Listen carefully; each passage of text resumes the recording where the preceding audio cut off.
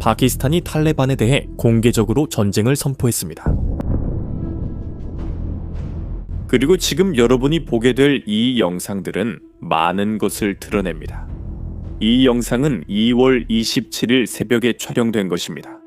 여러분이 보고 있는 이 군사단지는 자살폭탄범들이 훈련받던 곳입니다. 그들은 파키스탄 내에서 자신을 폭파시키도록 훈련받았습니다. 파키스탄은 상황을 끝내기로 하고 그 단지를 파괴했습니다. 모든 테러리스트들이 사살된 것으로 보입니다. 하지만 이것은 시작에 불과했습니다. 이것이 첫 번째 목표였습니다. 그 후에 일어난 일은 그 어떤 나라도 이전에는 감히 하지 못했던 일이었습니다. 하지만 여기서 무슨 일이 벌어지고 있는지 그 규모를 이해하려면 먼저 한 가지를 알아야 합니다. 파키스탄은 이 이야기에서 탈레반의 적일 뿐만 아니라 탈레반을 만든 나라입니다. 그리고 이것이 바로 한 나라가 세상에 내놓은 것을 통제할 수 있다고 생각할 때마다 반복되는 이야기입니다. 소련과 무자헤딘에게도 이런 일이 일어났고 지금 다시 같은 결과로 반복되고 있습니다. 가장 큰 문제는 누가 이길 것인가만이 아닙니다. 왜 나라들은 이런 실수에서 결코 배우지 못하는지, 하지만 어떤 사람들은 배우고 늦기 전에 현명한 결정을 내린다는 것입니다. 시간을 거슬러 올라가 봅시다. 1990년대입니다. 아프가니스탄은 소련과의 오랜 전쟁 끝에 폐허가 되어 있었습니다. 나라는 권력을 놓고 서로 싸우는 여러 무장 단체들로 분열되어 있었습니다.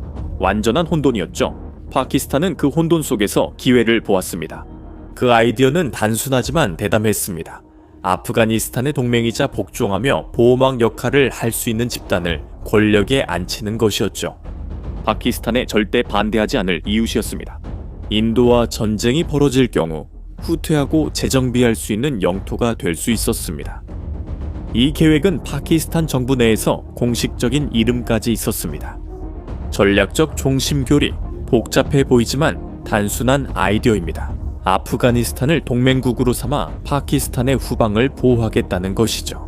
이 계획을 실행할 집단으로 탈레반이 선택되었습니다. 파키스탄의 주요 정보기관인 ISI는 1994년부터 탈레반을 훈련시키고 무장시키고 자금을 지원해왔습니다. 제가 이 분쟁을 조사하기 시작했을 때 저는 오랜 적대 관계에 있는 두 적을 찾을 거라고 예상했습니다. 제가 예상하지 못했던 것은 그들 중 하나가 문자 그대로 다른 하나를 만들어냈다는 사실이었습니다. 파키스탄은 탈레반을 지원했을 뿐 아니라 만드는 데도 기여했고 한동안 그 계획은 성공적이었습니다. 그러나 이후 상황이 달라졌습니다. 탈레반은 2021년에 다시 아프가니스탄의 권력을 잡았습니다. 미국이 자국 군대를 철수한 이후였습니다. 그리고 파키스탄이 기대했던 순종적인 이웃이 되기보다는 탈레반은 정반대 방향으로 나아갔습니다. 괴물은 성장했고 이제는 더 이상 창조자가 필요 없다고 결정했습니다.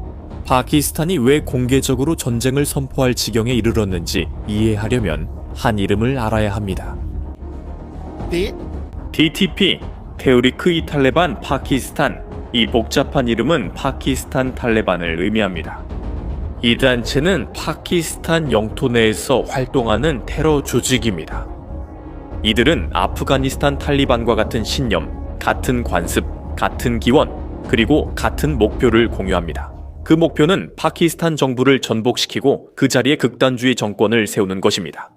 TTP는 3만에서 3만 5천 명의 활동 대원을 보유하고 있습니다.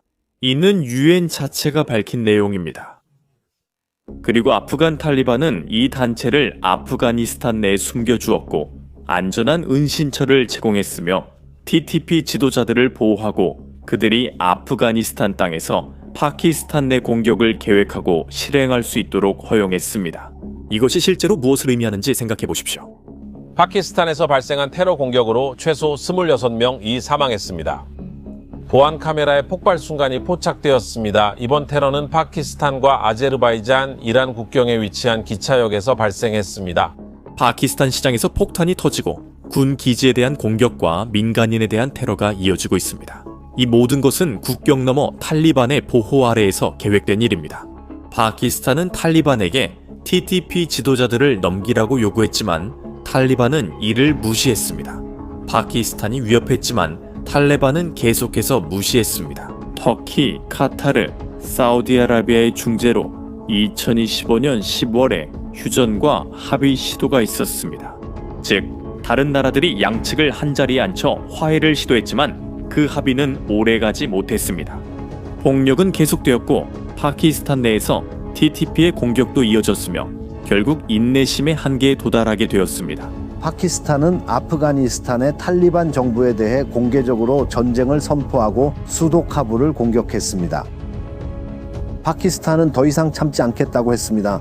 2026년 2월 22일 파키스탄은 아프가니스탄 영토 내에 있는 무장 세력 캠프라고 부르는 곳에 공습을 감행했습니다. 명분은 분명했습니다. 그곳은 TTP의 근거지였고 탈레반이 폐쇄를 거부한 기지였습니다. 탈레반은 그것을 선언으로 받아들였고 나흘 뒤에 대응했습니다. 2월 26일 밤 현지 시각으로 오후 8시에 탈레반은 국경을 따라 파키스탄 군사 거점에 일련의 동시다발적인 공격을 감행했습니다. الله أكبر ولا مجاهدة ولا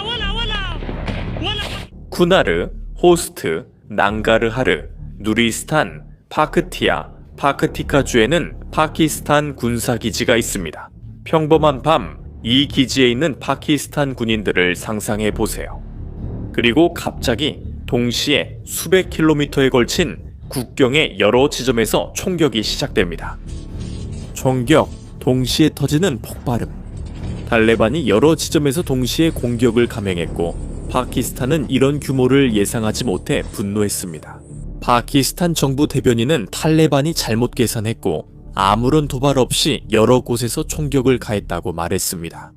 몇 시간 후에 대응이 있었습니다. 2월 27일 새벽 파키스탄은 이 분쟁의 이름이 된 작전을 시작했습니다. 의로운 분노 작전. 폭탄이 국경 지방에 떨어졌고 군사 시설들이 파괴되었습니다. 그리고 파키스탄은 이전에 한 번도 해본 적 없는 행동을 감행했습니다. 그들은 아프가니스탄의 수도 카불을 공격했고 바로 여기서 이야기가 더 커집니다. 결국 왜 수도를 공격한 걸까요? 카불에는 대체 무엇이 있어서 갈등을 이 정도로 키울 만한 이유가 되었던 걸까요? 그 답은 이 지역 밖의 대부분 사람들은 들어본 적 없는 한 이름에 있습니다. 히바툴라 아쿤드자다.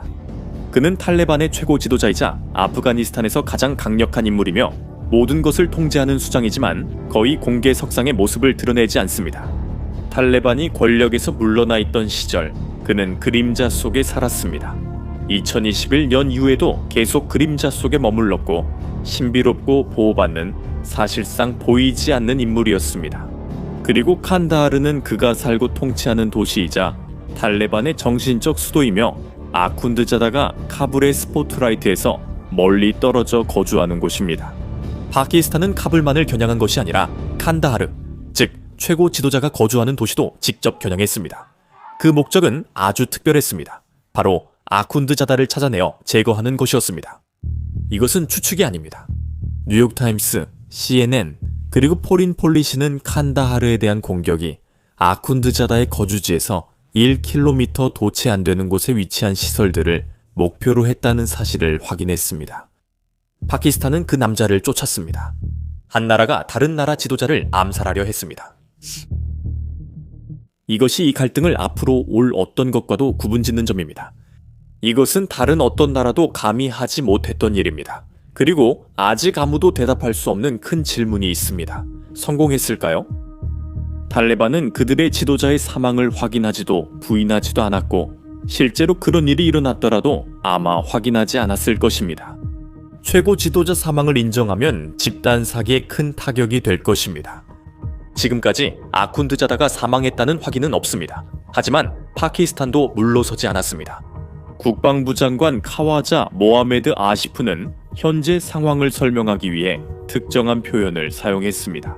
그는 파키스탄이 탈레반에 대한 인내심을 다 썼으며 이제 나라가 공개적으로 전쟁 중이라고 말했습니다. 파키스탄 정부는 한 걸음 더 나아갔습니다. 탈레반 정권과는 더 이상 어떤 대화도 받아들이지 않겠다고 선언했습니다. 협상도 대화도 없이 오직 전쟁뿐입니다. 바로 그겁니다. 카불 공항에 이어 파키스탄은 칸다하르 공항도 폭격했습니다.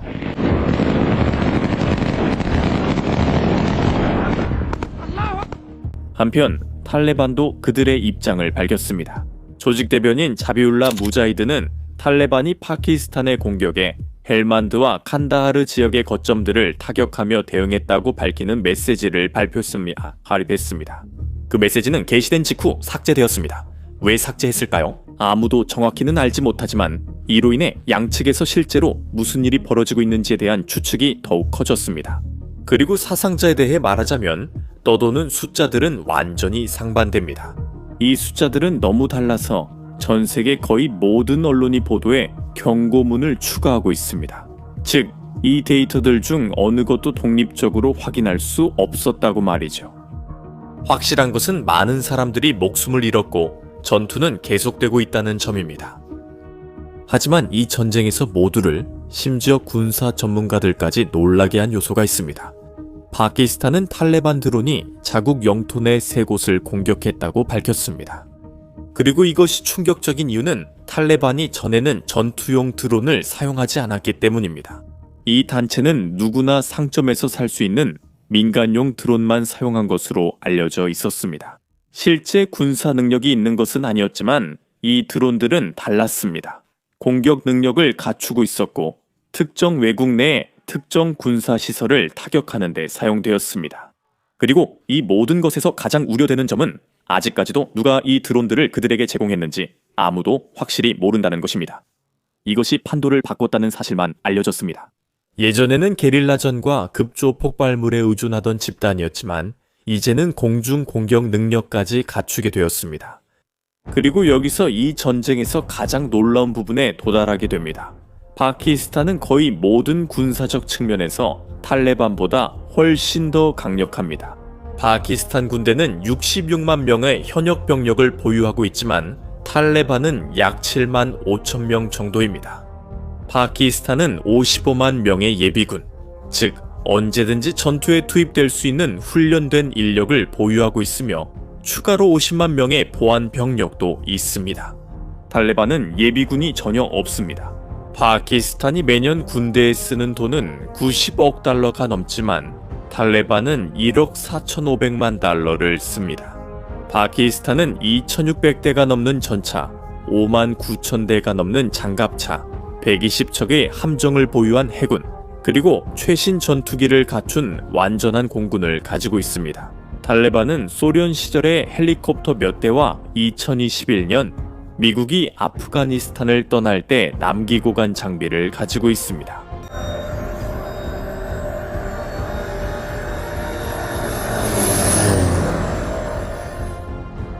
그리고 파키스탄은 170기의 핵무기를 보유하고 있습니다.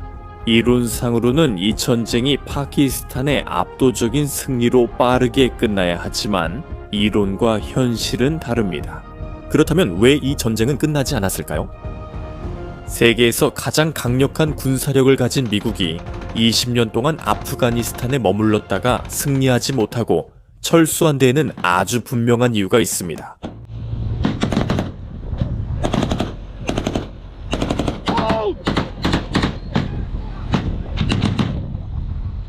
탈레반은 정규군처럼 싸우지 않습니다. 그들은 전투에서 이길 필요가 없고 단지 지지만 않으면 됩니다.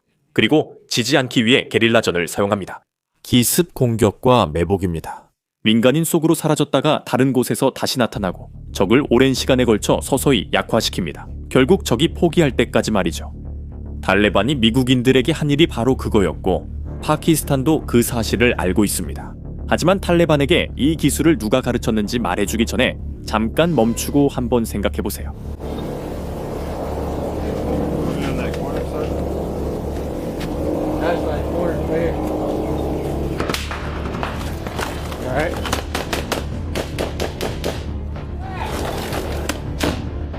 누가 그랬다고 생각하세요? 저는 그 답을 알게 됐을 때 믿기지 않아서 2번이나 확인해야 했습니다. 그건 파키스탄이었습니다. 1980년대 소련과의 전쟁 중에 파키스탄은 아프가니스탄 전사들을 훈련시켰고 이들이 나중에 탈레반을 형성하게 됩니다. 바로 이런 게릴라 전술, 공격하고 사라지는 방법, 더 큰 군대를 소모시키는 방법, 그리고 전투에서 이기지 않고도 전쟁을 수십 년 동안 지속시키는 방법을 가르쳤습니다. 파키스탄은 탈레반에게 자신에게 쓰이는 전술을 직접 가르쳤습니다. 이게 무슨 의미인지 곰곰이 생각해보세요. 게다가 TTP, 즉 이미 파키스탄 안에 있는 3만에서 3만 5천 명의 전투원들도 있습니다. 전면전이 벌어질 경우 그들은 내부 군대로서 활성화될 것입니다. 폭발, 군사 기지에 대한 공격, 고위 관계자 암살 등 모든 일이 파키스탄 영토 내에서 일어날 것이고 그 와중에 군대는 국경 넘어 탈레반과 싸우려고 할 것입니다. 이것은 동시에 안팎으로 벌어지는 양면 전쟁입니다. 그리고 아무도 말하지 않는 문제가 하나 더 있습니다. 이 문제는 탈레반의 어떤 폭탄이나 드론보다 파키스탄에 더 위험할 수 있습니다. 사실은 나라가 망가졌다는 겁니다. 이건 비유가 아닙니다. 파키스탄은 국제통화기금 IMF과 금융구제협정을 맺고 있습니다. IMF는 위기에 처한 국가의 돈을 빌려주는 세계적인 기구로 이번에 70억 달러를 지원합니다. 경제는 엉망이고 인플레이션은 높으며 나라가 파산하지 않으려면 이 대출에 의존해야 합니다.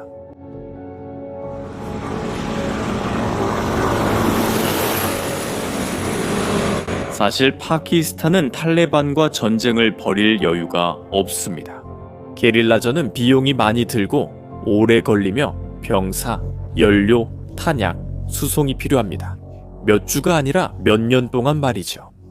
그리고 파키스탄은 탈레반에게 공개적으로 전쟁을 선포하기로 결정한 그 순간 국고가 바닥난 상태였습니다. 이것만으로도 어떤 지도자든 밤잠을 설칠 만한데 수천 킬로미터 떨어진 곳에서 일어난 또 다른 사건이 이 불길에 기름을 부었습니다. 상황은 중동 전역에서 더욱 복잡해졌습니다. 네, 저는 이란의 최고 지도자 알리 하메네이의 죽음을 말하고 있습니다. 그가 사망했다는 소식을 듣자마자 이란은 전 지역에 대규모 공격으로 대응했습니다. 그리고 이것이 왜 파키스탄에게 중요한지 아십니까?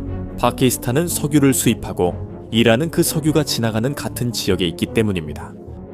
호르무즈 해협은 전 세계 석유의 거의 5분의 1이 통과하는 좁은 바닷길입니다. 이 지역은 이번 사태의 격화 이후 직접적인 위험에 처하게 되었습니다. 만약 석유 가격이 오르거나 더 나쁘게는 공급이 끊기면 파키스탄은 연료, 교통, 음식 모든 면에서 그 영향을 직접적으로 느끼게 될 것입니다. 이렇게 생각해보세요. 이미 한 달 생활비를 감당하기 힘들었던 파키스탄의 가장이 있다고 합시다. 갑자기 휘발유 값이 2배로 오르고 빵값도 비싸지고 버스 요금도 오릅니다. 그리고 정부는 이런 문제를 해결하는 대신 전쟁에 수십억을 쓰고 있습니다. 이런 상황이 바로 정부를 무너뜨리고 수많은 사람들이 거리로 나서게 만드는 겁니다. 비싼 내전과 외부 에너지 위기가 겹치면 이를 견딜 수 있는 나라는 거의 없습니다. 파키스탄에게 이런 상황은 치명적일 수 있습니다. 중국, 유엔, 그리고 영국은 이미 양측이 공격을 멈추고 협상 테이블로 돌아올 것을 촉구했습니다. 탈레반 대변인 자신도 2월 27일 내에 이 분쟁을 대화로 해결하고 싶다고 말했지만 파키스탄은 적어도 당분간은 거절했습니다. 그리고 상황을 더욱 악화시키는 것은 파키스탄이 탈레반이 인도에 협력하고 있다고 비난한 점입니다. 파키스탄은 아프가니스탄이 인도의 식민지가 되었다고 주장했습니다. 탈레반이 파키스탄의 오랜 동맹을 벌이고 이 지역에서 파키스탄의 최대 라이벌인 인도에 복종하게 되었다고 말했습니다. 이런 주장이 힘을 얻게 되고 인도가 어떤 식으로든 이 분쟁에 끌려 들어가게 된다면 현재 두 나라 사이의 전쟁이 훨씬 더 큰 분쟁으로 번질 수 있습니다. 그리고 제 생각에는 파키스탄에게 선택의 여지가 없었습니다. 지금 물러서서 TTP가 국내에서 자유롭게 활동하도록 내버려 둘 수는 없었으니까요. 탈레반이 국경 근처의 테러리스트 군대를 무기한으로 숨길 수 있다는 것을 받아들이는 것, 그것은 평화가 아닙니다. 그것은 더 느린 사형 선고일 뿐입니다. 시장에서의 폭탄, 학교에서의 테러, 그리고 해마다 내부에서 무너져가는 나라의 모습으로 찾아올 것입니다. 이제 이 이야기의 시작으로 돌아가 봅시다. 파키스탄은 탈레반을 만들었고 훈련시키고 자금을 대고 무기를 제공했으며 미래를 위한 완벽한 동맹으로 그들에게 모든 것을 걸었습니다. 30년 지난 지금 그 탈레반이 파키스탄 군 기지에 총격을 가하고 있습니다. 창조물이 창조주를 거스른 셈입니다. 이제 여러분의 의견을 듣고 싶습니다. 파키스탄이 이 전쟁에서 승리할 수 있다고 생각하십니까? 댓글로 여러분의 의견을 남겨주세요. 이 영상이 현재 상황을 이해하는 데 도움이 되었다면 이 내용을 알 필요가 있다고 생각되는 사람과 공유하고 채널도 구독해주세요. 이 이야기는 아직 끝나려면 멀었으니까요. 다음 영상에서 만나요.